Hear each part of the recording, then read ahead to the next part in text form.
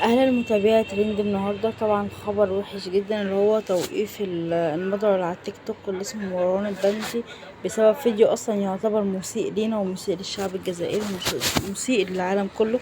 اللي هو دخل المسجد وقرأ قرآن وقعد يصلي، وبعد كده عمل اللي هو خد اغنية، عمل اغنية ما يعني على اللي هو عمله في المسجد، وشغل القرآن وقرأ القرآن ونزل اغنية على التيك توك. بدل ما يقول بصوت القرآن مثلا أو الأغنية، لأ شغل الأغنية على المقطع اللي عمله ده على التيك توك. هو اسمه مروان البندي، والخبر ده نزل ترند يعتبر موقع التواصل الاجتماعي، والخبر ده صادر من موقع الجزائر بلس. طبعا الفيديو مسيء جدا والشرطة قبضت عليه أول ما انتشر المقطع ده على التيك توك. زي ما انتوا شايفين دي لقطات من المقطع اللي قلتلكوا عليه، اللي هو دخل المسجد وعمل اللي هو نفسه بيقرأ القرآن أو الله أعلم. أشوفكوا في ترند جديد.